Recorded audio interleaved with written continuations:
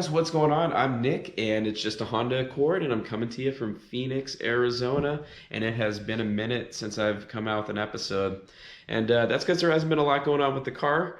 It's been running really well, and I've been very happy with it. But things have been winding down a little bit with my race car, the Corvette.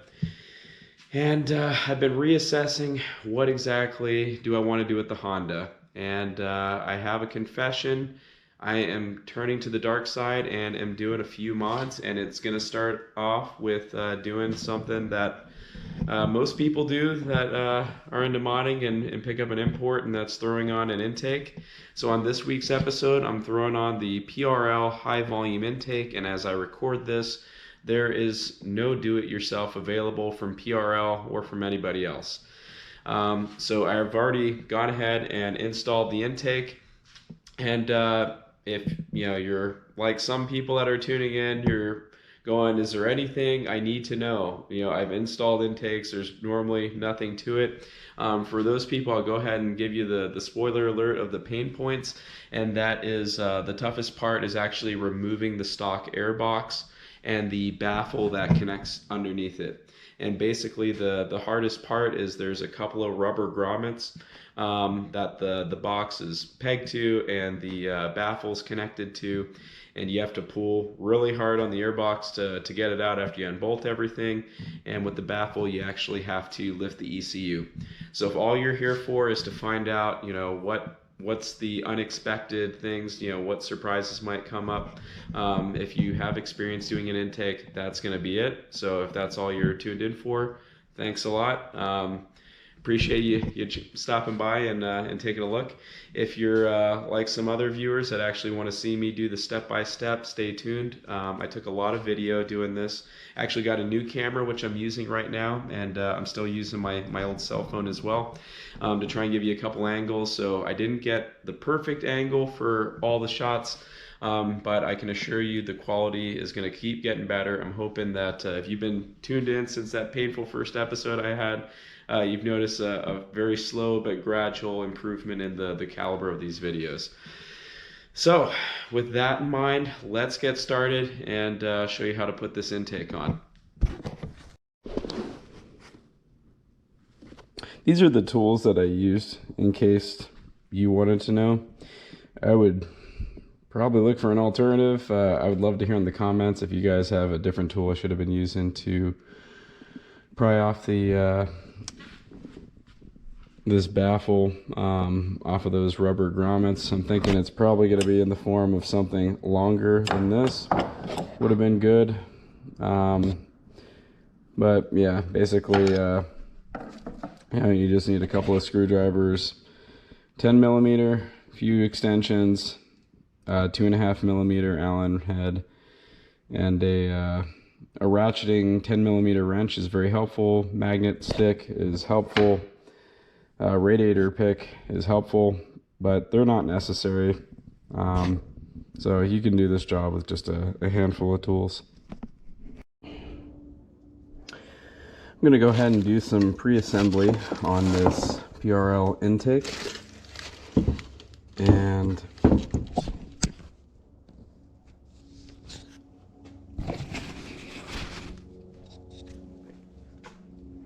okay.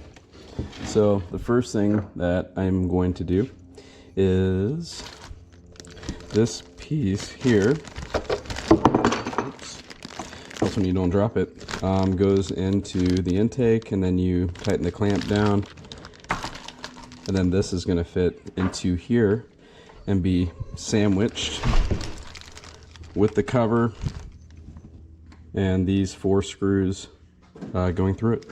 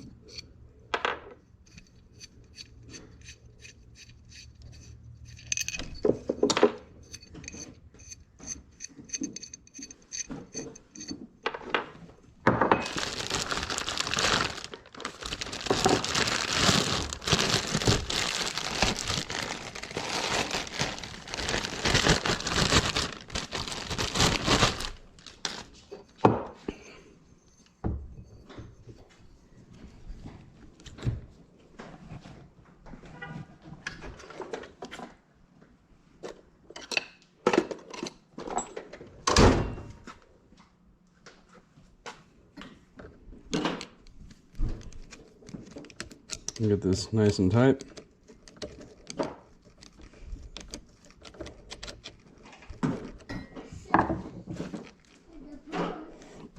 Feels pretty good. Let's snug it a little bit more. All right.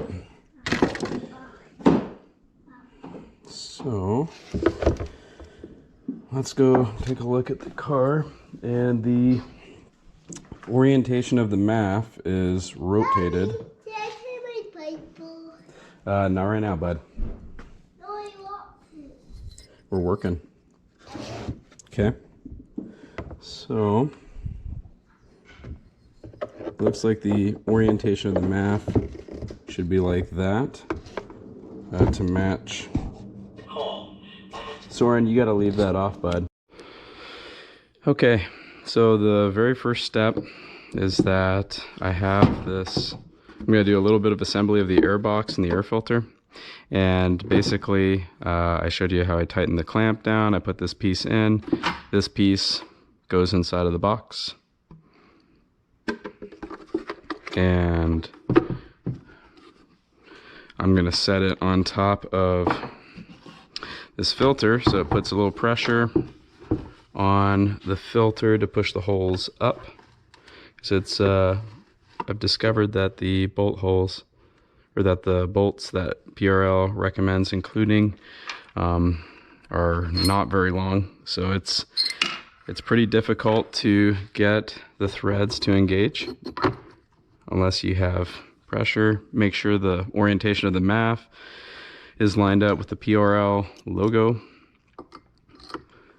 I happen to have one of these guys here, which is very helpful for kind of a tight clearance where an Allen key is bumping in every turn you do to this MAF tube. Oops. Nice little nick there. And I shouldn't have tightened this that much. You need a little bit of play. For the other bolts, you just want to get them all engaged, and then after you do that, you can go ahead and cinch them down. So one more to go.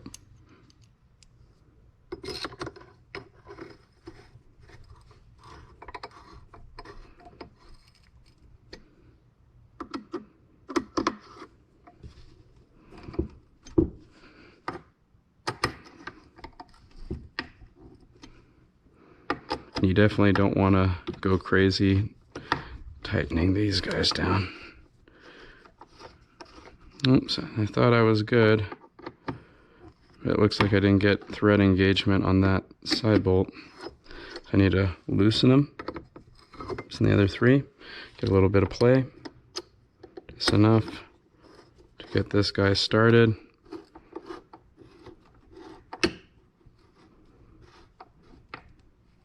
There we go.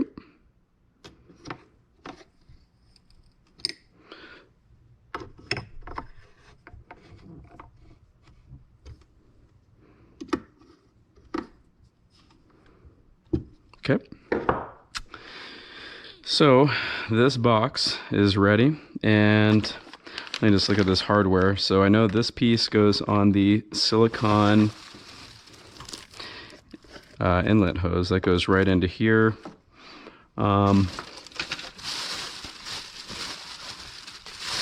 There's some clamps. Let's see, how many clamps are we working with? We're working with one on each side. This guy is going to go here. This one goes here. So I can go ahead and I'm going to mount these clamps onto the silicone hose.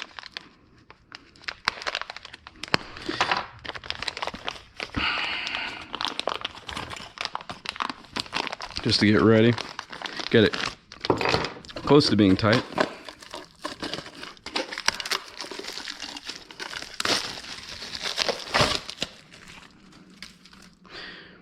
Always a good idea to wipe this down, the inside of a hose, anytime you're going to have air flowing through something that's going into the engine. You just want to make sure there's no debris in there from manufacturing.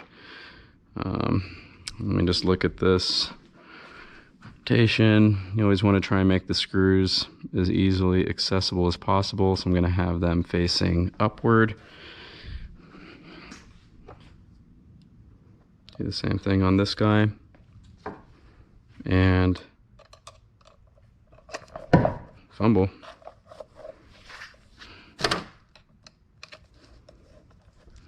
Get this closer to the top.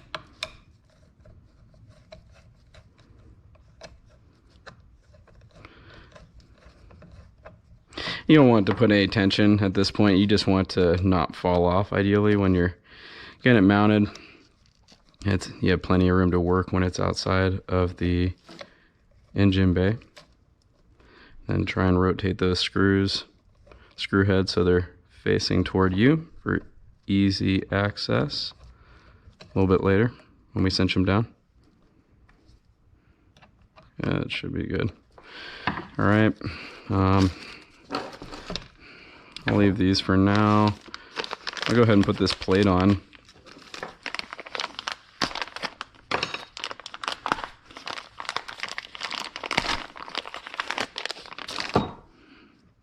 And let's look at the orientation of what's currently in there. It's a straight up and down, so I'm going to mimic that. And I'm going to have to actually, I guess I tightened that a little bit too much. So, gotta loosen it. And I guess I need to loosen it a decent amount more, huh? Alright, that's pretty loose. Tight squeeze. There we go. I'm guessing this would probably hold even without the clamp, but it's not going to go anywhere with this.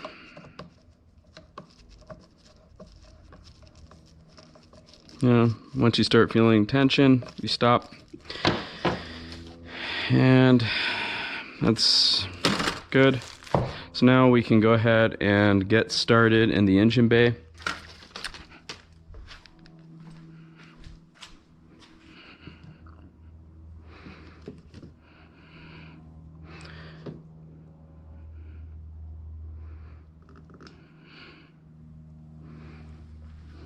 First thing I'm going to do over here is just disconnect the negative. It's a best practice anytime you're disconnecting electrical connectors. And I'm just going to disconnect the ground.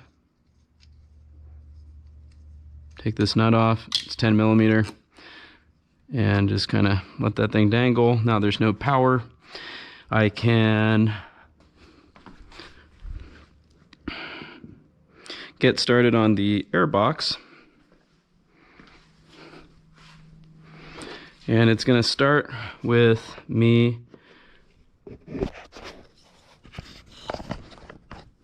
this point. Okay, so the first thing I'm going to do down here is going to try and pop these. And it looks like a better tool for this would be a small flathead screwdriver. Or a bigger flathead screwdriver. Oh, lovely.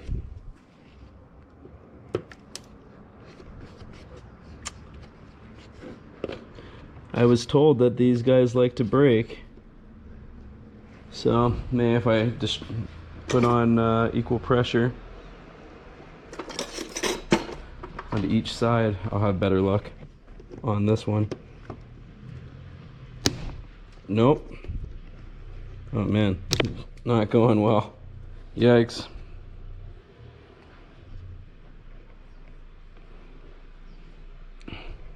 So that's why people say I should include new clips when you do this install. And I have some other clips I'm going to use. Yeah, this is kind of funny.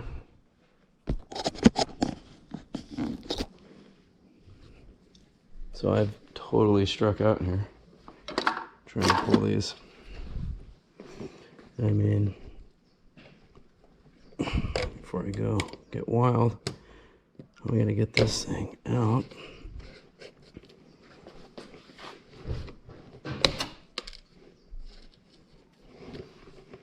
Yeah.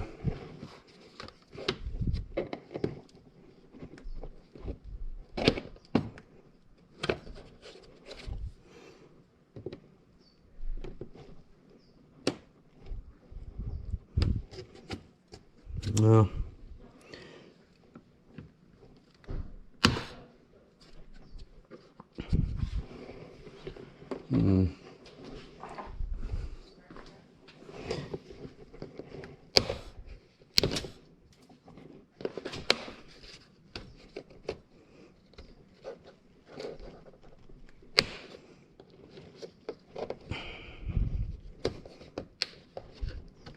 Yeah, and I wonder why these clips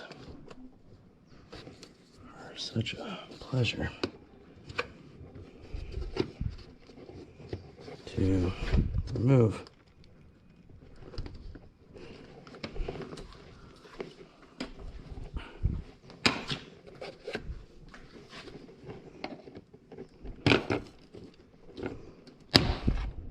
So, yeah, it's like the cap on these just seized. So I recommend having one of these trim removal tools that you normally use on a door panel.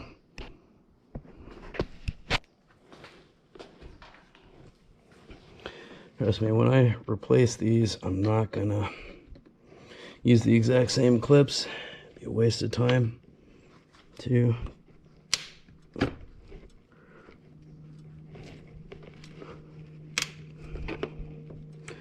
Trying to mangle that thing. So what I really need is I just need the ability to get my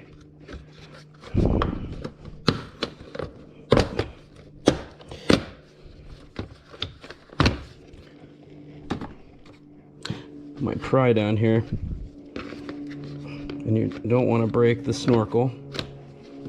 So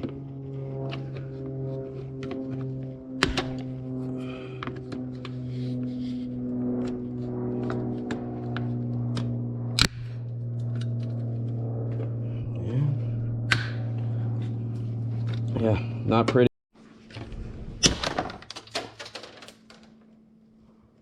That was pretty awesome. I fortunately didn't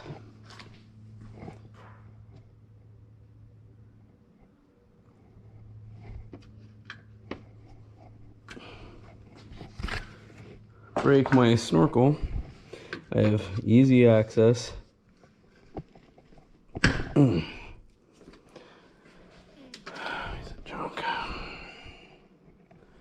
to pulling these guys, and then I got one little nub sitting out here. Nope, it fell. Bummer, dude. All right, you're looking for professional guidance on this. I would love to get the proper technique. And any clips, normally you just pry up around the head, pop them out on both sides, and call it good. But this guy here, not so much.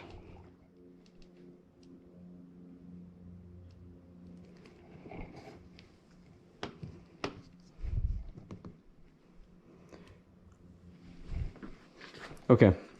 So now that I have destroyed that, let's grab some sockets. And if you can't tell, I'm kind of a Milwaukee guy. And I really like these sockets because they are flat. These look like 10s, and they are. They're flat, so they don't roll away from you. So I have taken a liking to them.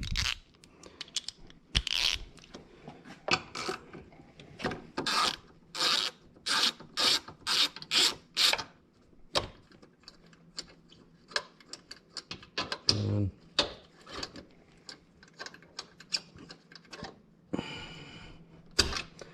one down.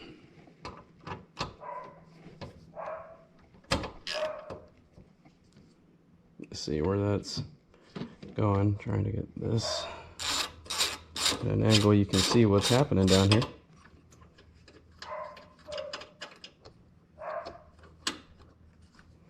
Alrighty.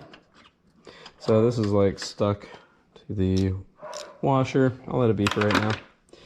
Then I grab a screwdriver.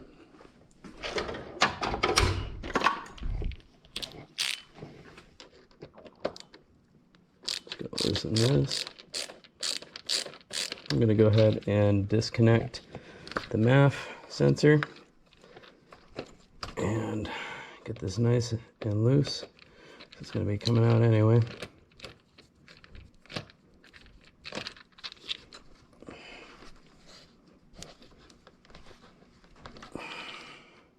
It's a tight squeeze.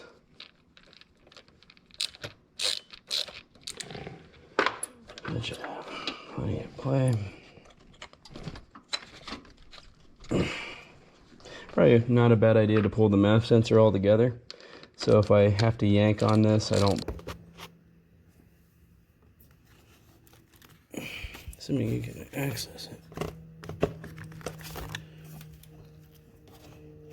It'd probably be easier to do when the cover is in a better spot. So, pop those guys off.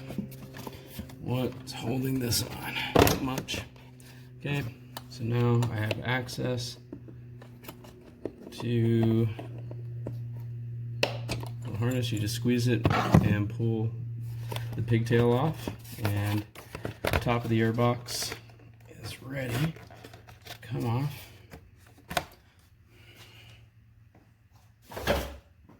Okay, go ahead and take this air filter.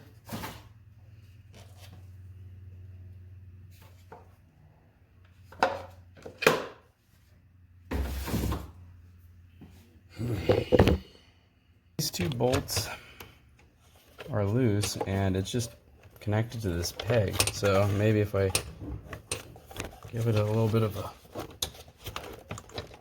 jolt.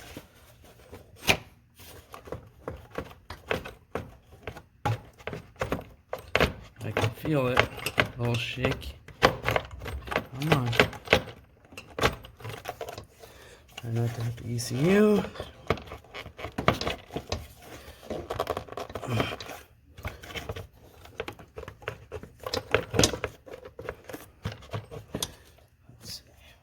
Oh yeah, it's almost there. That's a tight peg.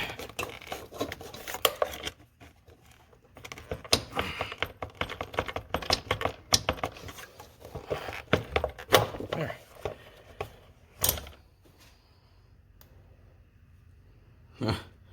Piece of cake.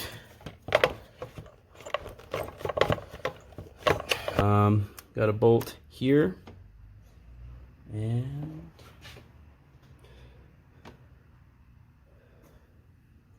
thought there was one more. This looks like another 10.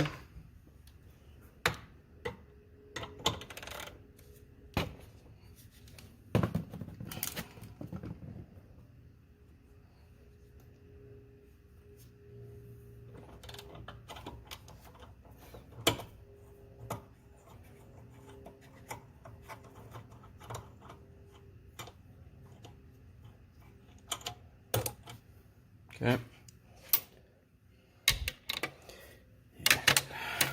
Where is that connected to? It's not that bolt. Oh, it's right there, huh? All right. I'll show you. The bolt, it's kind of hard to see now. It's that shiny one right there. Showing my flex head. Gonna have a magnet stick down there in case this guy comes off while I'm unloosening it and falls. I hope that it would stick.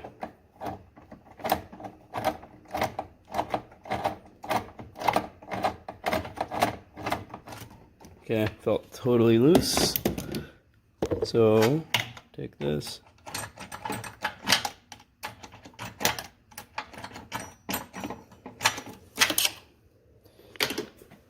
And flex head.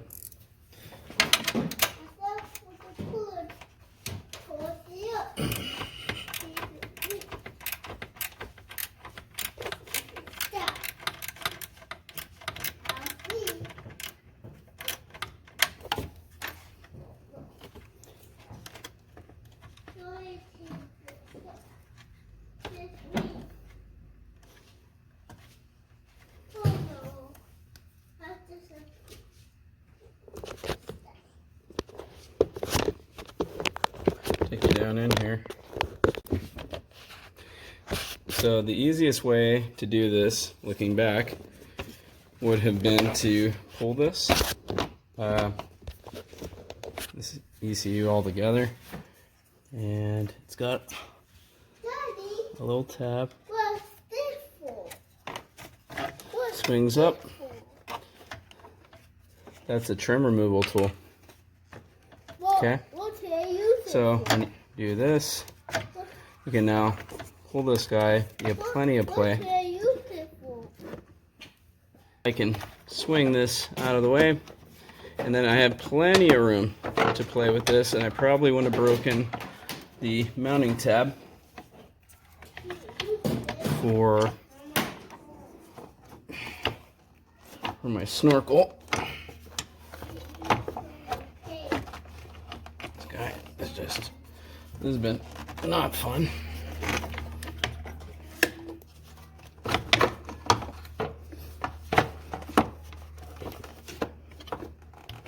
This is for sure one of those parts that Honda did not think about servicing. Alright, so then I can go ahead and put this guy back in.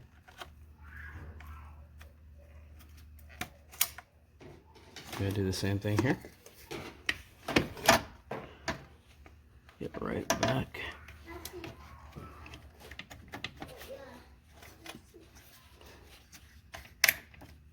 Alright, like I was saying, when you want to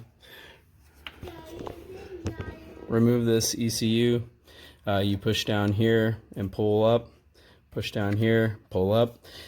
Those harnesses will disconnect, and then you have the access you need.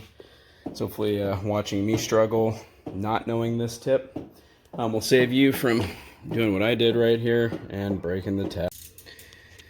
So the way I got this off is I twisted it back and forth and pulled as I twisted. And for this, there's no screw head on this clamp. I don't know what type of sorcery this is, but I'm just gonna, oops, twist it till it comes out.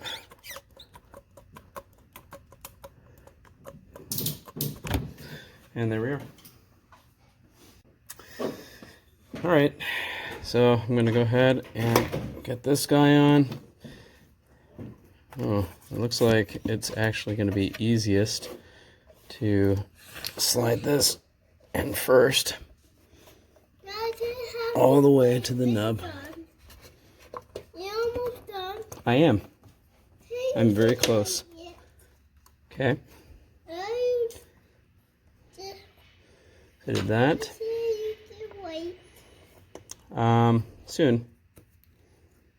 I have one more data. So.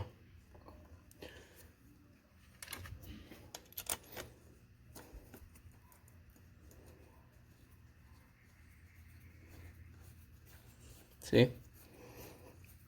So. Let's grab more.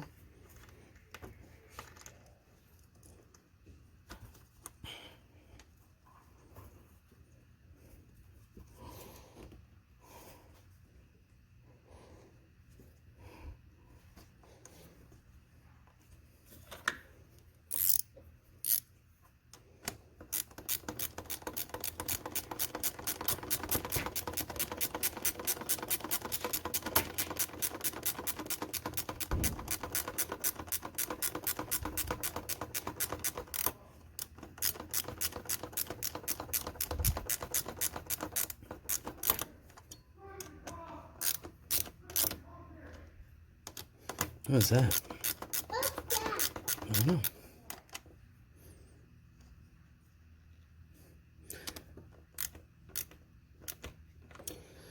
Alright. So, it sticks out too much.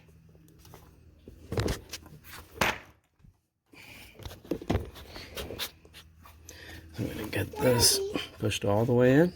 Sorry. Gonna get these hoses tucked Sorry. back to where they were prior.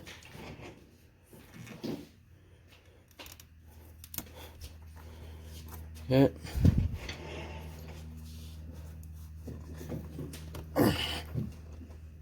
Now,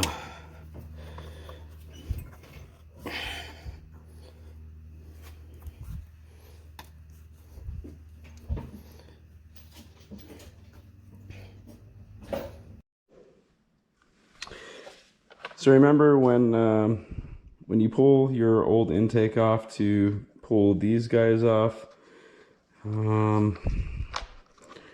Actually, what's the trick?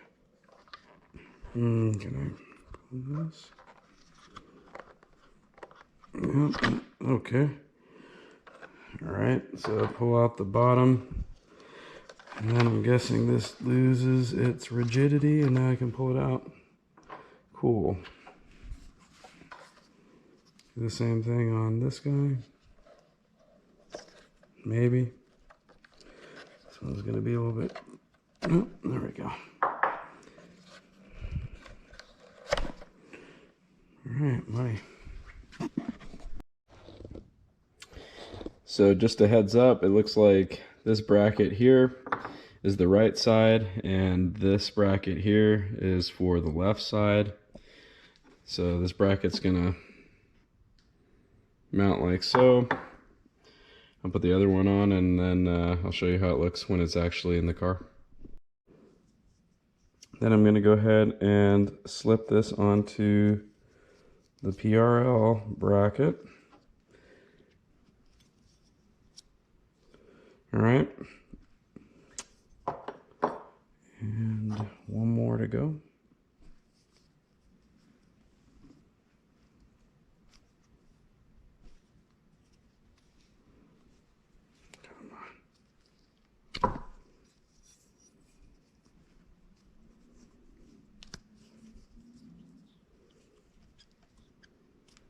Alrighty.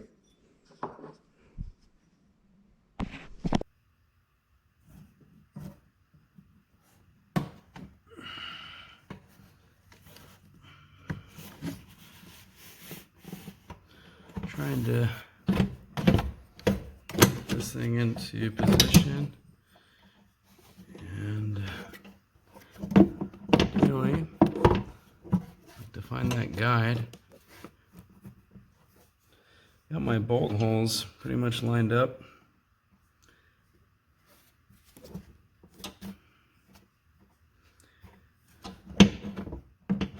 I have no way to tell how close I am to that guide, other than I can feel a little sponginess when I'm pushing down.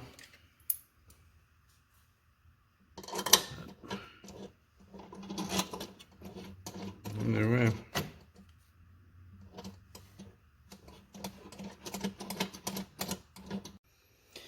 Just to recap, while I was pushing in this hose back onto the MAF housing, the back and top portion of this was like folded in. So I slipped this pick in here, and I just kind of went around the edge. It started to pull some of it up, went around to the edge again, pulled some more up, did a third time, and it all just kind of seated over it. So now at this point, I'm ready to put my MAF back in, but I'm gonna see if I can just, that's as tucked in as it's gonna get. I don't want it resting on anything. I want just a hair clearance, but it's pretty good. Doesn't look bad. And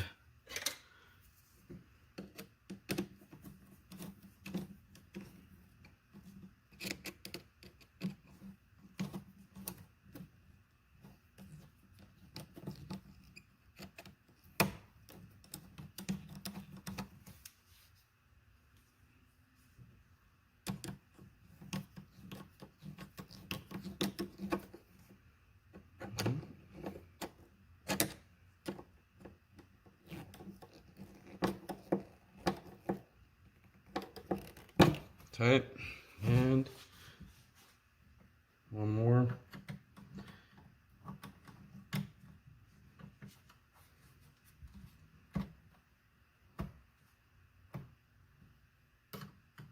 Kind of dreading now doing the downpipe. I've read about how many people have had issues with the studs on the turbo and how they'll snap on them. And I'd say after my luck with those four clips that I snapped, I'm not holding my breath that I'm going to be able to do that without snapping a stud or two. So, we'll see how it goes. It's on good. Snug these.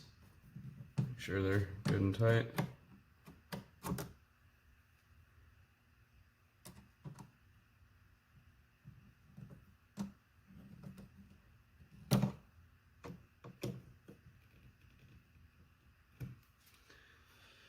And lastly, let's go grab the MAF.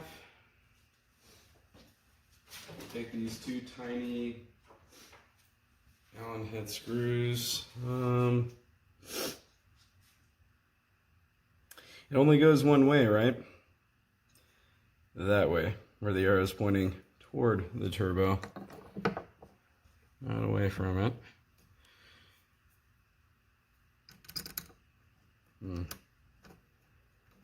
So I could have went and checked the right Allen size on this. Figured it'd be the 2.5. Yep. And I don't want to drop these. Not at this point.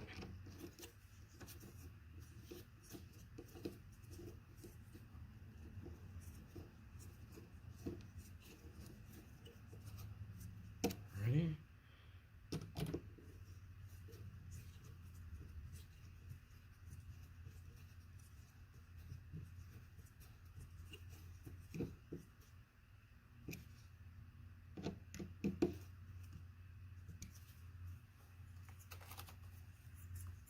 Okay, this, looking to see if PRL put a little hole or something for this wire tie to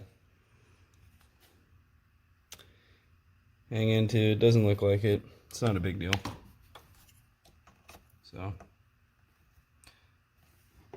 but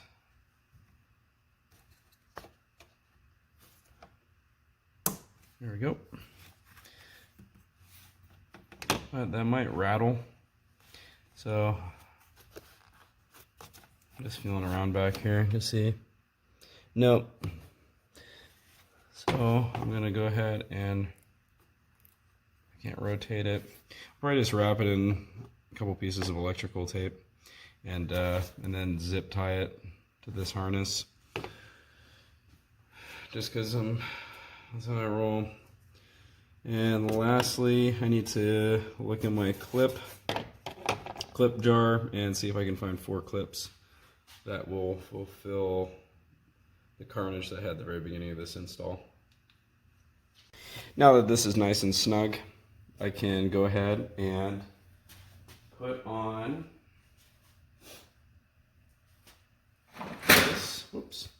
this piece. Same deal. I'm gonna push it in. Let's wind up here, maybe.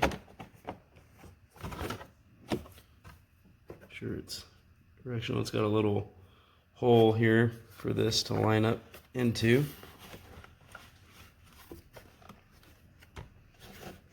Okay, so this is on. And now I'm gonna take my 5/16 clips that couldn't possibly be worse than the Honda ones. Famous last. I'm gonna try these 1/4-inch clips. Yeah, that looks like it'll do, actually. Put another one down here.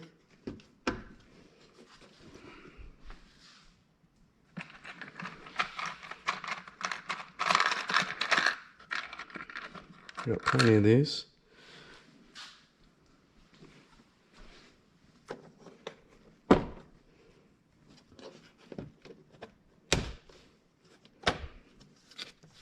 Yeah, I would say that's fine. It can't be worse. So the clips that I just used, if you want to know, they're these guys down here. They're 1/4 inch hole size, panel range, 9/16 black nylon, mud skirt, blind rivets.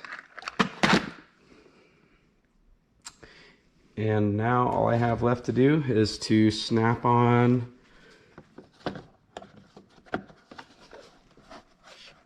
this little rubber grommet.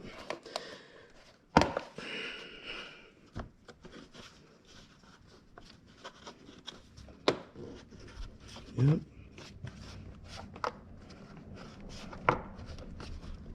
Okay.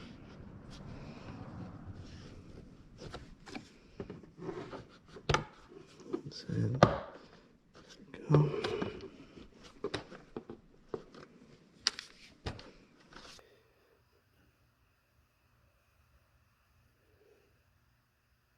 Okay, the last check over before I put the engine cover back on. I wanted to double check the hoses that I was kind of jostling a little bit when I was pulling the old hose off, and everything's fine. Negative is reconnected, put a little bit of tape and zip tied that to the main harness there. Gave everything a good shake. Make sure everything is nice and snug.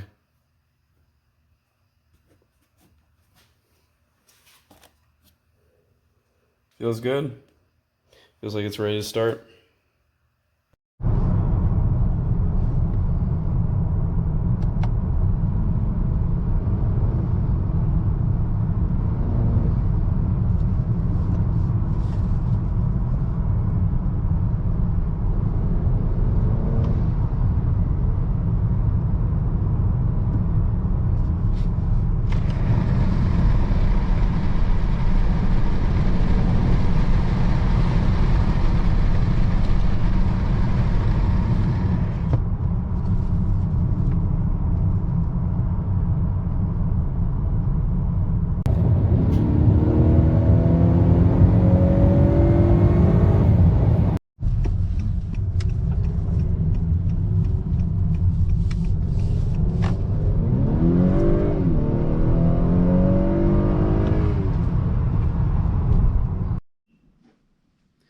And that is going to wrap up doing the install. And as you could hear, maybe, I'm not sure how well the audio came across, there is a little bit more of a turbo, whine and, whooshing sound at the top of the RPMs when you get on, just a little bit. And a little bit more growl from the engine when you get on it. It's very subtle though. Under regular driving conditions, you can't hear any difference between stock and the PRL intake, the high volume intake. So it's subtle, and in terms of performance, I'm not going to tell you that I feel anything different. Maybe it might be a small little gain, but coming from my other car where I'm making 600 to the wheels, I have found that you normally need to increase horsepower by around 50 to make a truly noticeable difference. Anything less than that, it's like, you could attribute that to cold weather or whatever. So that's my feedback on it. If you're not already a subscriber, please hit that subscribe button. And if you're not already, give me a thumbs up on the video. Much appreciated if you do. If you have any comments, feedback, let me know what you think about the mod or the videos. Please chime in with your feedback in the comments below. And as for what's coming up next, I have picked up a PRL intercooler, a PRL catted downpipe, and a PRL front pipe along with K-tuner. So those mods and do-it-yourselfs are going to be coming down the pipe. So that's going to wrap it up. Thanks again for tuning in, and I'll see you next time. Take care.